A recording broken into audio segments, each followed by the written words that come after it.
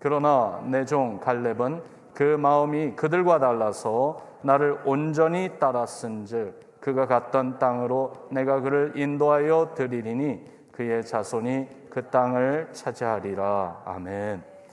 저는 LA에 있는 아름다운 교회를 섬깁니다. 저희 교회는 아름다운이라는 교회 이름이 들어가 있는 인사말이 15개가 있습니다. 그래서 자주 반복하는데 인사만 잘해도 인간관계가 굉장히 회복되고 좋아진다는 겁니다. 한번 옆에 이렇게 인사해 보십시오. 저희 교회에서 제일 인기 있는 인사말입니다. 아름다운 게 죄라면 당신은 사형감입니다. 예. 아름다운 게 죄라면 당신은 사형감입니다. 우리는 주님의 형상을 따라 지음받은 존재고요. 정말 수천 년을 지나오는 세대와 세대 속에서 하나뿐인 사람입니다. 얼마나 귀한지 모릅니다. 그래서 저희 교회에서 제가 목회하는 목표 중에 하나가 우리 모든 성도님들을 다 공주병, 왕자병 환자로 만들어야 되겠다. 다른 말은 좀 고상하게 표현하면 그러니까 하나님의 이미지를 닮은 우리의 이미지를 다시 살려야 된다. 하나님의 자녀라는 이미지를 회복해 간다.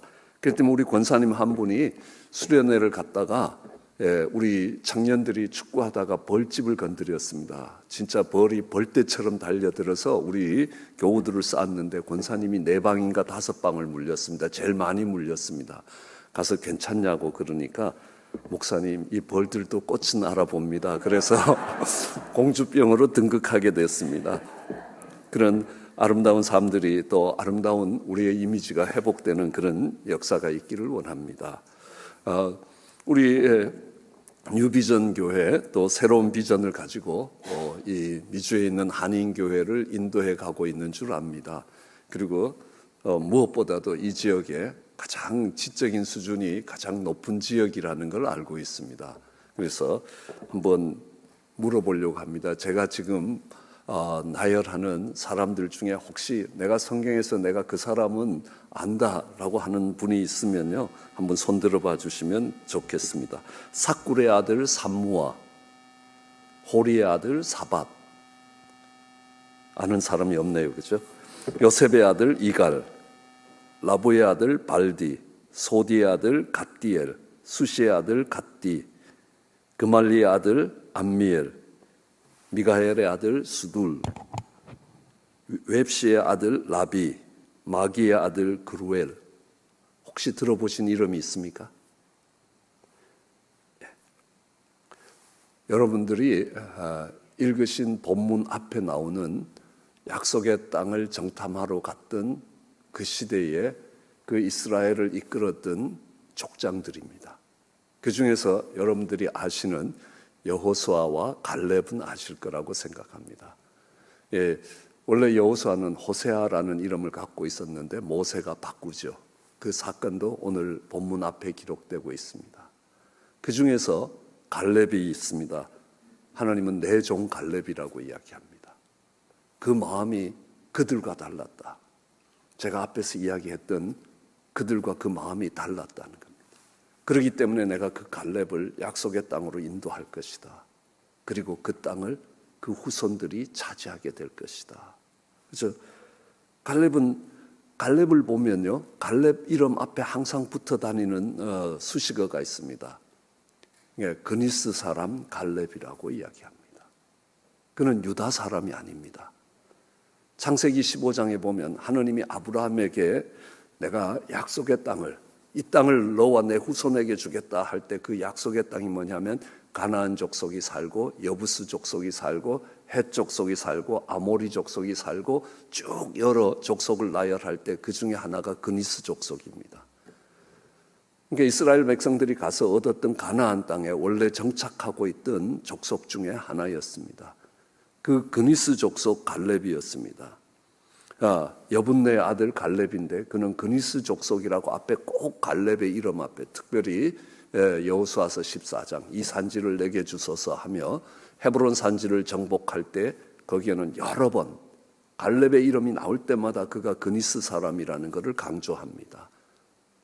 그가 유다 사람이 아닌데 유다 지파 사람으로 귀화를 한 겁니다. 그런데 참 놀랍게도 그렇게 배타성이 강한 유대인들 속에서 유다 부족의 족장이 됐습니다. 어마어마한 일이라는 겁니다. 마치 이민자가 미국 대통령이 되는 것과 더 어려운 일이 일어난 겁니다. 그런데 어떻게 그 갈렙은 유다 지파의 족장이 되어서 약속의 땅을 정탐하러 갈 수 있었느냐? 하나님은 한 가지 이유를 이야기합니다. 그 마음이 달랐기 때문이라 라고 이야기합니다. 그래서 마음이 다르다라는 게 어떤 것인가 하고 고민해 보기 시작했습니다. 성경을 찾아봤습니다. 성경이라는 단어는, 성령이라는 단어는 약 한 200번 조금 넘게 나옵니다. 그러나 마음이라는 단어는 2000번 넘게 나오는 겁니다. 성령을 주셔도 하나님이 그 마음의 성령을 주셨다는 겁니다. 마음을 이해하지 않고는 성령을 받는다는 게 어떤 사건인지 제대로 이해할 수 없다는 것도 배울 수 있었습니다. 그 마음이 뭔가? 무엇이 마음이냐? 우리 말로 마음이라고 번역된 데는 많은 다른 단어들도 있습니다. 그래서 마음에 대해서 고민을 하기 시작합니다. 이 마음이라는 게 무엇일까? 심리학이다. 마음의 이치를 공부하는 학문이다. 그래서 심리학이라는 건 신앙하고 상관이 없는 줄 알았는데 저는 풀로에서 공부를 했습니다. 가보니까 심리학과, 선교학과, 신학과가 있습니다. 제가 공부할 수 있었던 것은 선교학이라는 큰, 그러니까 매크로 퍼스펙티브, 큰 안목을 가진다면 심리학이라는 한 인간에 대한 마이크로 퍼스펙티브를 갖게 되는 겁니다. 그러므로 이 신학이 균형을 이룰 수 있다라는 것들을 배울 수 있었던 기회가 있었습니다. 그래서 마음이란 뭐냐? 우리는 신앙생활을 할 때 아주 기본 개념이 중요합니다. 저는 30이 넘어서 처음 예수를 믿으면서 신앙생활을 시작하면서 신기한 것들이 전혀 개념 없이 신앙생활을 하는데 신앙생활을 하고 있다는 게 신기한 겁니다. 전 지금까지 만나는 많은 분들에게 믿음이 뭐냐라고 물었을 때 믿음이 뭐라고 대답하는 사람을 본 적이 없습니다. 목사님들께는 안 물었습니다. 피차의 안위를 위해서 안 물었습니다. 그렇지만 신학교에서 가르치는 전도사님들께는 물었습니다. 이렇게 이야기하죠. 믿음이 있다 없다, 믿음이 크다 작다, 믿음이 강하다 약하다, 믿음이 좋다 나쁘다. 이 8개 카테고리가 구별이 되십니까? 그게 안 되면 믿음에 대한 개념이 없는 겁니다. 믿음이 없다는 것하고 믿음에 대한 개념이 없다는 것은 다른 말입니다. 그걸 이해하고 또 그것을 설명해 줄 능력이 없어집니다. 오늘 그걸 이야기하는 건 아니고 마음이라는 게 뭔가라는 것들에 대한 것을 알아야만 성경을 읽어가면서 이 마음이 어떻게 변화되는가라는 것들을 살펴볼 수 있습니다. 마음은 이렇게 정의합니다. 생각을 만들고 생각을 처리하고 생각을 저장하는 기관이라는 겁니다. 생각을 만들고 생각을 처리하고 생각을 저장한다. 마음이 달랐다라는 말은 무슨 말입니까? 같은 걸 보고 같은 걸 듣고 다른 생각을 만들어냈다는 겁니다. 그러기에 마음이 달랐다라고 이야기를 할 수 있는 것입니다. 아마 첫 번째 슬라이드 하나 보여주시면 감사하겠습니다. 그러니까 이 마음이 어떻게 움직이는가라는 것들을 간단하게 도표로 한번 그려봤습니다. 제가 어느 권사님께 물었습니다. 권사님 혹시 제 지갑 보셨어요? 하니까 어떤 분은요, 내가 안 갖고 갔습니다. 그래요. 또 어떤 권사님께 물으니까 목사님 또 잃어버렸어요? 어찌 그 모양이요? 이렇게 이야기합니다. 또 한 권사님께 내 지갑 보셨냐고 물어보니까요, 목사님 오늘 어디 다녔어요? 거기 한번 가서 확인해 드리겠습니다 라고 이야기합니다. 저는 똑같은 말을 했습니다. 내 지갑 보셨냐고. 그런데 반응이 다 달라요. 왜요? 마음이 다르기 때문에 그렇다라는 것들을 알 수 있습니다. 그럼 갈렙이 그랬습니다. 12명이 똑같이 약속의 땅을 정탐하고 돌아왔습니다. 똑같은 걸 보고 왔습니다. 똑같은 여정을 거쳐서 왔습니다. 근데 그들의 마음이 달랐기 때문에 한 사람은 약속의 땅에 전진하자. 하나님이 그 땅을 우리에게 붙이신 것이다. 하나님이 주시겠다고 약속하지 않았느냐. 그 땅을 정복하러 가자. 한쪽은 그 땅을 정복하기 우리 너무 어렵다. 우리 실력으로 안 된다. 왜냐하면 이스라엘 백성들은 청동기 문명에 있었고 가나안 땅의 사람들은 철기 문명에 있었습니다. 무기 체계가 되질 않습니다. 혹시 주몽이라는 드라마 보신 분들, 조선이 고구려가 건국될 때에 제일 힘들었던 게 중국이 철기군이 있었기 때문입니다. 동으로 만든 칼과 철로 만든 칼이 조금만 부딪히면요, 그냥 칼이 부러집니다. 철로 갑옷을 만들면 동으로 만든 화살촉으로 뚫질 못하게 돼 있습니다.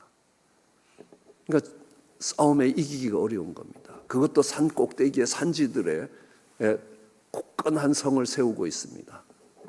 산지를 정복하기 위해서는 4배의 화력과 4배의 인력이 있어야 그 산지를 정복한다고 이야기합니다. 그런데 무기체계도 안 되고 우리는 그 사람들 앞에 메뚜기 같다. 그러니까 우리는 그 땅을 정복하지 못한다. 똑같은 걸 보고 와서 그들은 전혀 다른 생각을 하게 됩니다. 언젠가 신발 가게에서 두 명의 시장조사원을 아프리카에 파송했습니다. 이분들이 아프리카에 갔다 와서 똑같은 걸 보고 아무도 신발을 신고 있지 않습니다. 한 분이 이야기합니다. 우리는 신발을 한 컬레도 팔 수가 없다. 왜냐하면 신발을 신는 사람이 있어야 팔 거 아니냐는 거. 근데 다른 시장조사원은 가보니까 아무도 신발을 신고 있지 않더라. 최소한 사람 숫자만큼은 팔 수 있다. 지금 아프리카가 어떻게 됐습니까? 다 신발 신고 다니거든요. 누가 역사를 창조했습니까? 똑같은 걸 보고 그랬던 사람입니다. 정주영 씨라고 우리나라 현대를 이끌었던 회장님이 계십니다. 전 저희 교회에서 정주영 회장님의 어록 같은 것들을 많이 소개합니다. 정주영 회장님이 우리도 자동차를 만들어 보자라고 이야기를 했습니다. 그러니까 옆에 참모들이 이야기합니다. 회장님 참으십시오. 우리 겨우 자전거 만들고 이제 겨우 오토바이 만들기 시작했는데 우리가 어떻게 자동차를 만듭니까? 그때 정주영 회장님이 이렇게 이야기합니다. 너 해봤어? 너 해보고 안 된다고 그러느냐? 해보지도 않고 안 된다 그러냐는 겁니다. 그리고 자동차를 만들었습니다. 근데 요즘 보니까요, 우리 젊은 친구들이 현대차를 사려고 기다려요. 일본 차를 사려면 한 달이면 되는데 현대차는 석 달을 기다려야 살 수 있는데 석 달을 기다려서 현대차를 사더라는 겁니다. 지금은 일본 차를 능가합니다. 수소 전기차의 경우에서는 호주에서 일본 차를 능가해서 호주에서 정말 국책차로 채택이 되는 겁니다. 그것뿐만 아니라 우리나라 조선업은 LNG라는 이 아주 높은 기술력을 요구하는 배를 만드는 데는 세계 최고입니다. LNG선의 거의 90%를 한국에서 만듭니다.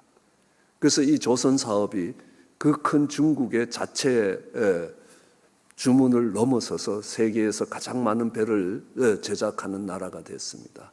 처음 배를 만든 사람도 정주영 씨입니다. 영국에 가서 영국 어떤 회사에서 우리 이 배를 만들어줄 사람을 찾는다 하고 선사에서 주문이 나왔습니다. 정주영 회장님이 찾아가서 우리가 만들어주겠다 그랬습니다. 그러니까 그분이 물었습니다. 도크라고 갖고 있냐고. 배를 만드는 공장을 갖고 있냐는 겁니다. 그러니까 정주영 씨가 없다는 겁니다. 근데 네가 어떻게 배를 만드냐? 네가 돈을 빌려주면 우리가 도크를 지어서 열심히 일해서 너들이 필요로 하는 날짜 안에 배를 납품할 거다. 이게 말이 되는 소리입니까? 그러면서 정주영 씨가 한 게 뭡니까? 동전하고 지폐하고 거북선이란 담배를 보여주면서 야 봐라. 세계 어느 나라 화폐에 배가 그려진 화폐가 있냐? 우리는 지폐에도 그리고 동전에도 그게 부족해서 담배도 거북선이다. 그러니까 하도 영국 선사에서 이 정주영 회장의 기백이 가상해서 정주영 회장 말대로 돈을 빌려줘서 도크를 만들고 여러분 아시지 않습니까? 한국 분들이 빨리빨리 해갖고 24시간 일해갖고 납품을 제 시간에 해내는 걸 봅니다. 그뿐만이 아닙니다. 어느 회사에서 석유 시추선을 만들어 달라. 가서 이 회장님이 내가 만들어 주겠다 그랬습니다. 그리고 주문을 받아왔습니다. 그런데 그때까지 대한민국에서 석유 시추선을 구경해 본 사람도 한 명도 없습니다. 그런데 만들어냈다는 겁니다. 언젠가 중동에서 폭동이 일어나고 어려움을 겪었습니다. 그리고 자재를 실어 나를 배가 없습니다. 그러니까 바치선 뗏목을 만들어서 부산항에서부터 이 사우디아라비아까지 갔습니다. 물론 하느님이 보호하신 겁니다. 태평양 끝자락에서부터 인도양을 거쳐서 사우디까지 가는데 폭풍을 만나지 않았다는 겁니다. 그런데 그는 언젠가 미국 카터 대통령이 한국에 들어와서 국립묘지를 참배하겠다 그랬습니다. 그때 처음으로 우리나라가 국립묘지를 만들어서 지금 아직 잔디도 안 깔려 있는 상태입니다. 그런데 미국 대통령이 온다는 겁니다. 동남아에서 잔디를 수입해서 깔아도 안 되는 겁니다. 방법이 없는 겁니다. 그리고 밝은 흙으로 덮인 국립묘지를 세계 모든 TV들이 다 따라올 텐데 국가적인 망신입니다. 그럴 때도 정주영 회장님이 찾아가서 내가 해결해 놓겠다. 그 대신에 광극공사를 3개를 현대에 주면 하겠다는 겁니다. 아무도 할 수 없다고 생각할 때 어떻게 하느냐? 거기에 보리심어라는 겁니다. 보리가 파랗게 겨울에 싹이 났습니다. 깎어라는 겁니다. 멀리서 보니까 완전히 이 겨울에 저렇게 파란 잔디가 저렇게 아름다울 수가 없는 겁니다. 지나가고 다음에 잔디 심으면 되니까요. 왜요? 안 된다는 생각으로 묶여있던 사람들은 역사를 창조할 수가 없었습니다. 오늘 여기까지 오는 데는 똑같은 걸 보고 다른 생각을 해낸 겁니다. 그것이 긍정적인 생각이었고 그것이 창조적인 생각이었습니다. 우리는 일제에 36년을 지나오면서 그랬습니다. 굉장히 어려운 시간들을 지나왔습니다. 그때에 똑같은 어려운 상황에서 나라가 독립될 것을 바라보면서 독립운동을 했던 사람들이 있습니다.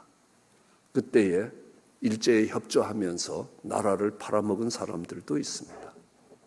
그들의 삶이 치욕스럽게 바뀌는 것뿐만 아니라 그들의 후손에까지 영향을 미칩니다. 독립유공자의 자녀들은 여러 가지 많은 혜택들을 받게 되는 것들을 알 수 있습니다. 그들이 다른 상황에 있었느냐? 아니요, 똑같은 상황에 똑같이 놓여 있었습니다. 그런데 그들은 다른 생각을 했다는 겁니다. 그러므로 그 마음이 생각을 만들어낸다면 그 생각을 만들어내는 그 마음은 얼마나 중요한지 모릅니다. 성경은 우리에게 이야기합니다. 무릇 지킬 만한 것 중에 마음을 지켜라. 생명의 근원이 이에서 남이라 라고 이야기합니다. 너희 안에 이 마음을 품어라. 바로 예수 그리스도의 마음이라는 것입니다. 거기에 의해서 다윗을 일컬어서 내 마음에 합한 자라는 겁니다. 하나님 마음하고 다윗의 마음이 같았다는 겁니다. 골리앗을 보면서 아무도 이 골리앗을 무너뜨릴 수가 없겠다. 저 집채만한 인간을 어떻게 무너뜨리냐는 겁니다. 그런데 다윗은 어떻게 생각했겠습니까?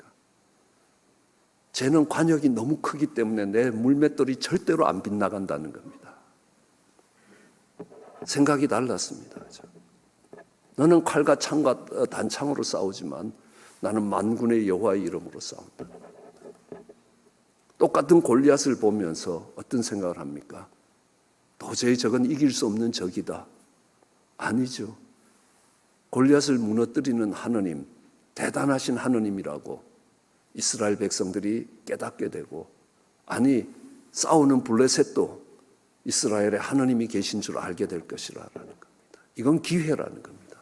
하느님의 영광을 드러낼 수 있는 기회로 봤느냐, 아니면 위협으로 봤느냐는 겁니다. 달랐습니다. 그런데 그런 다윗을 일컬어서 내 마음에 합한 자라고 이야기하는 겁니다.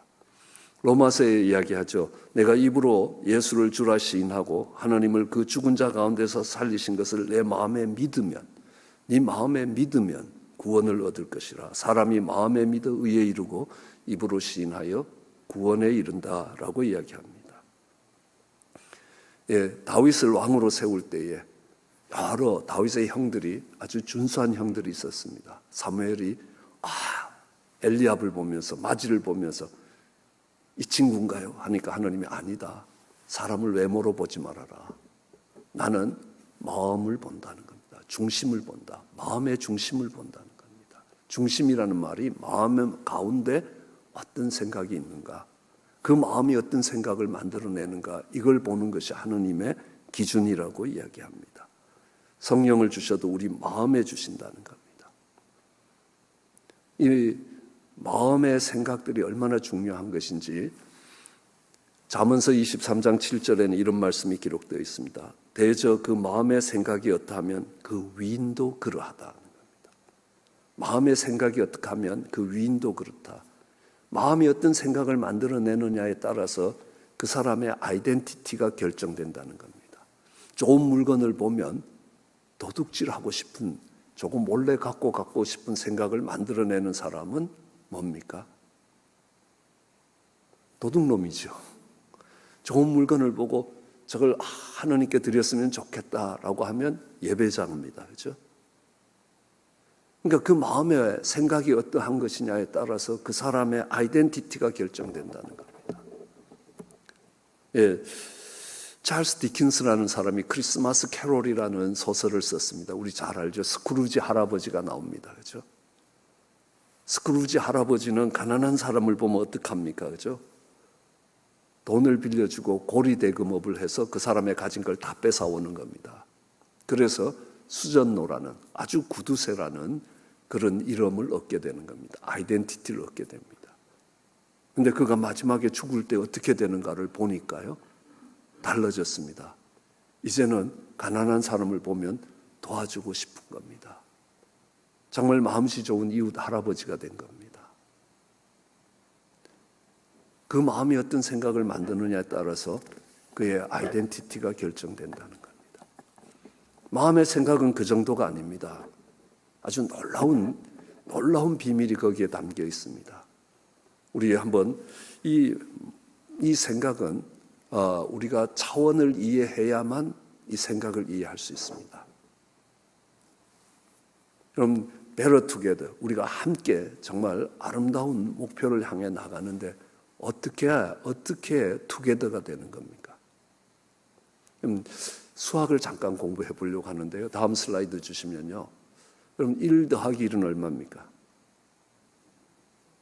2죠. 1 곱하기 1은 1입니다. 그렇죠? 그럼 더하기로 살면 절대로 together가 안 됩니다. 곱하기로 살아야죠. Two shall be one. 이 부부가 하나가 될 것이다. 이민사회에 보니까요, 가정이 3분의 1은 깨졌고 3분의 1은 전혀 작동을 안 하고 3분의 1만 삐그적거리며 돌아갑니다. 그렇죠? 그래서 이 가정을 구하는 것은 교회로서의 가장 중요한 사명입니다. 그런데 이 가정을 하나 되게 만드는 것, 룸메이트 커플 만들기, 이런 운동을 시작했습니다. 룸메이트로 사는 사람이 너무 많은 겁니다. 재정도 분리되어 있고 방도 분리되어 있고 더하기하고 곱하기의 차이입니다. 한번 다음 슬라이드 보시면요. 2 더하기 2는 4고 2 곱하기 2는 4인데 이게 같은 4입니까? 다른 4입니까? 대답을 안 하면 저희 아버님이 늘 이렇게 이야기합니다. 야, 사람이 사람 같잖니, 말이 말 같잖니, 왜 묻는 말에 대답을 안 하냐 그러시거든요. 같은 4입니까? 다른 4입니까? 다른 4라는 겁니다. 그냥 제가 돈을 유비전 교회에 도네이션을 하는데 1을 할까요? 100을 할까요? 그럼 뭘 하시겠습니까? 대답을 안 하시는 게 현명한 겁니다. 그렇죠? 100만 원을 하거나 1억 원을 한다는 겁니다. 앞에 있는 숫자가 중요한 게 아닙니다. 그렇죠? 뭐가 중요한 겁니까?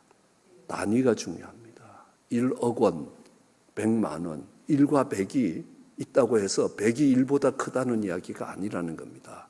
우린 단위를 확인해 봐야 합니다. 이게 같다는 게 같은 게 아니라는 겁니다. 한번 다음 거 보시면요. 2m 더하기 2m는 4m입니다. 2m 곱하기 2m는 4제곱미터입니다. 이제 다시 묻는데요. 4m하고 4제곱미터는 같은 거냐는 겁니다. 전혀 같지 않습니다. 4m는 길이의 단위고 4제곱미터는 넓이의 단위입니다. 그런데 우연히 앞에 숫자가 4라는 것으로 같아졌다고 해서 같은 게 아니라는 겁니다. 그러므로 가정을 회복하는 데 있어서 가정에 함께 걸어갈 수 있게 만드는데 가장 중요한 것은 더하기하고 곱하기의 차이를 이해하는 것이라는 겁니다. 그러므로 더하기로 사는 게 아니라 곱하기로 사는 거라는 겁니다. 우리 성도들이 되게 이해를 못합니다. 그래서 이런 비유를 들어줬습니다.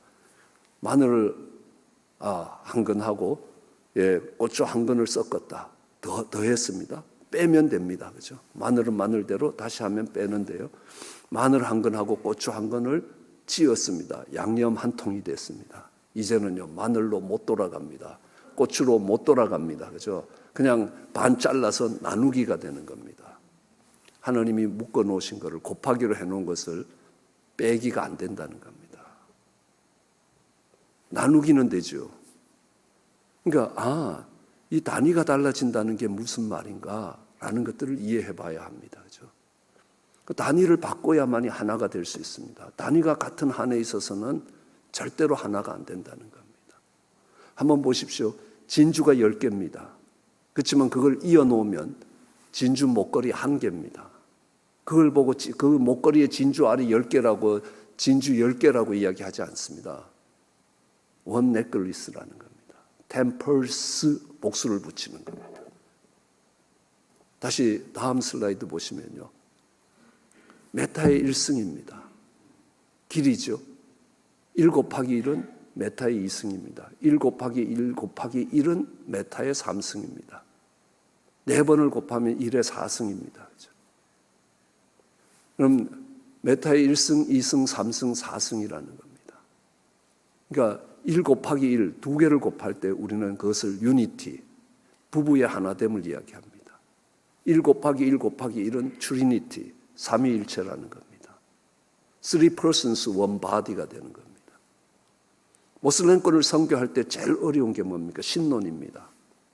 너희들은 성부, 성자, 성령 그런데 그게 세신이고 다신교지 왜 일시의 유일신이냐는 겁니다. 알라만이 유일신이라는 겁니다. 그럼 뭐라고 이야기합니까?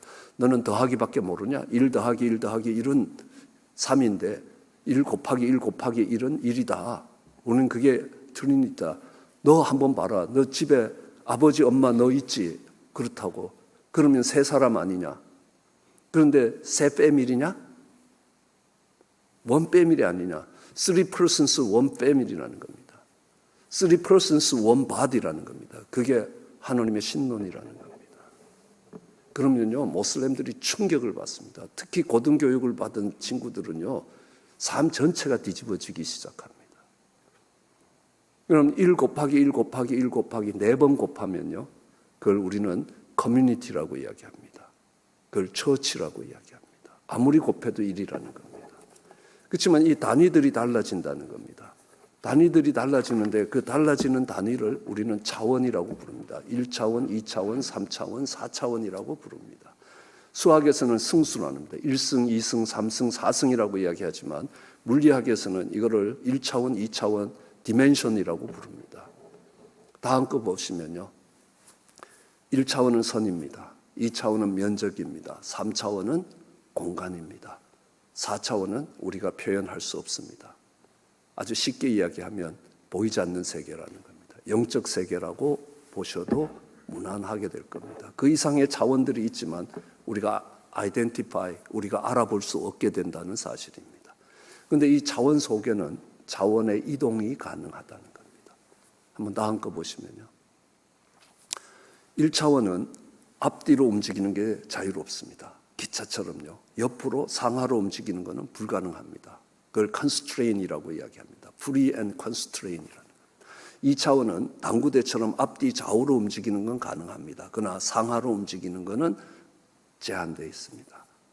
그리고 3차원은 앞뒤 좌우로 움직입니다. 그리고 상하로도 움직일 수 있습니다. 4차원이 되면 앞뒤 좌우 상하 그리고 시간이 움직인다는 거예요. 그럼 저 별에서 반짝반짝 작은 별에서 빛이 옵니다. 그 별까지 거리가 뭡니까? 400억 광년입니다.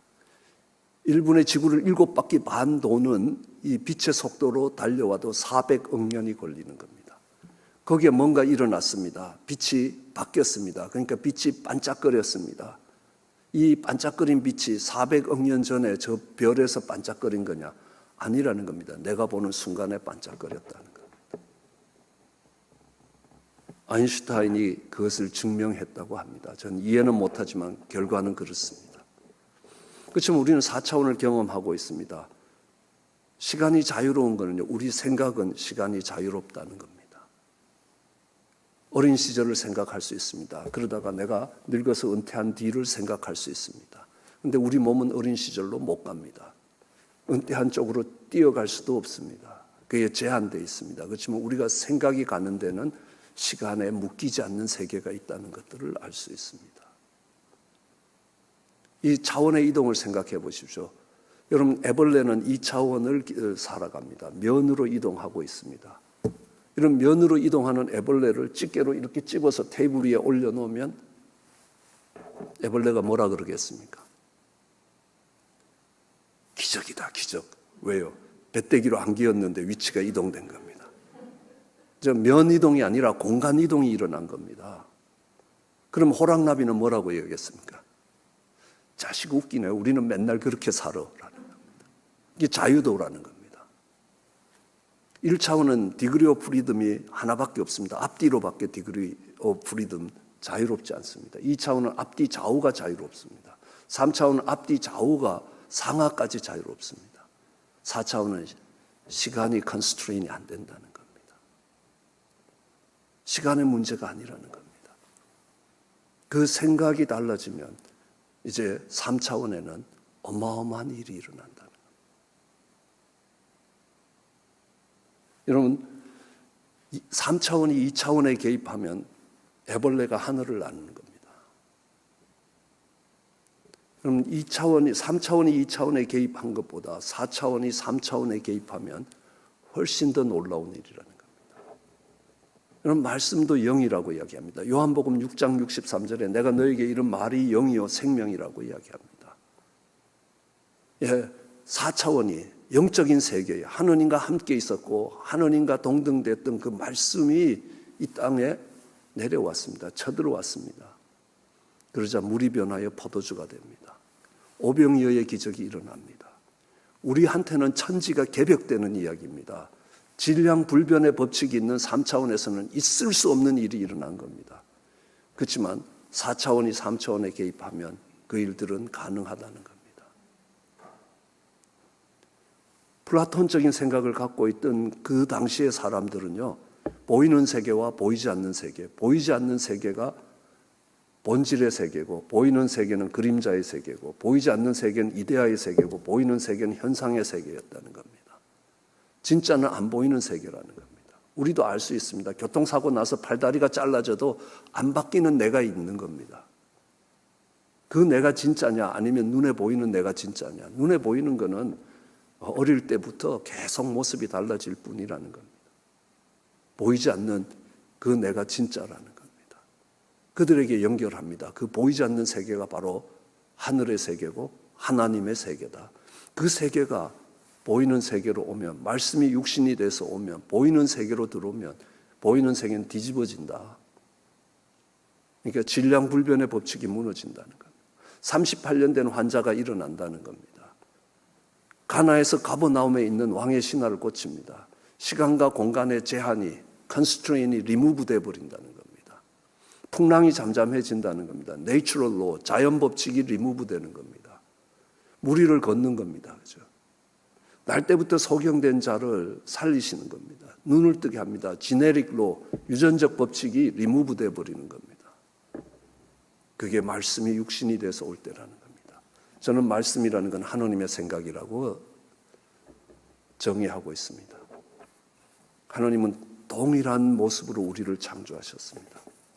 그러므로 우리의 생각이 바뀌면 보이는 세상은 뒤집어진다는 겁니다. 저는 저희 아들에게 이렇게 얘기합니다. 시크릿이라는 영화를 봐라. 그거 한번 보고 3페이지 독후감 쓸 때마다 100불 주겠다. 그래서 100번까지 쓰면 내가 10,000불까지 주겠다라고 이야기합니다. 그건 뉴에이지 영화입니다. 생각을 바꿈으로 세계를 움직일 수 있었던 사람들의 모습이라는 겁니다. 그들은 생각을 바꿔서 내가 하느님처럼 되려고 하는 겁니다. 내가 원하는 걸 손에 쥐겠다는 겁니다. 우리는 그 생각을 바꿔서 하느님을 영광스럽게 만든다. 목적이 다르지 방법은 같다는 겁니다. 성경도 얼마든지 그것을 이야기하고 있다는 겁니다. 나머지 두 세미나를 통해서 어떻게 그 생각이 달라지고 그 달라진 생각이 세상을 어떻게 바꾸는가라는 것들을 여러분들하고 세미나에서 나누려고 하는 겁니다. 마지막으로 로마서는 이렇게 합니다. 육신을 좇는 자는 육신의 일을 생각하고 영을 좇는 자는 영의 일을 생각하게 돼 있다는 겁니다. 육신의 생각은 하느님과 원수된다는 겁니다. 하느님의 법에 굴복하지 못하고 굴복할 수도 없다는 겁니다. 그러나 하느님의 생각, 영에 거하면 성령이 오시면 너희가 하느님의 자녀가 된다는 것입니다. 생각의 싸움이라는 겁니다. 하느님의 생각을 할 거냐, 영의 생각을 할 거냐, 아니면 육의 생각을 하면서 살아갈 것인가. 저는 우리 성도들에게 그렇게 도전합니다. 너 애벌레로서 잘 먹고 잘 살고 오래오래 이 땅에서 살 거냐, 아니면 십자가 지고 꼬치 속에서 죽어서 호랑나비 될 거냐. 어떤 걸 삶의 목표로 선택하느냐에 따라서 생각이 달라질 겁니다. 생각이 달라지면 당신의 삶들이 달라질 것이라. 갈렙은 마음이 달랐습니다. 똑같은 걸 보고 다른 생각을 했습니다. 룻과 오르바도 똑같은 상황에서 전혀 다른 선택을 하게 됩니다. 왜요? 마음이 달랐기 때문에 그렇습니다. 영의 생각을 붙들었기 때문에 그렇습니다. 그런 은혜가 있을 때 정말 갈렙처럼 하나님이 약속하신 축복의 땅에 들어갈 겁니다. 그리고 그 땅을 기업으로 후손들에게 물려주게 될 것입니다. 그런 은혜가 우리 모두에게 있기를 주의 이름으로 축원합니다. 기도하시겠습니다.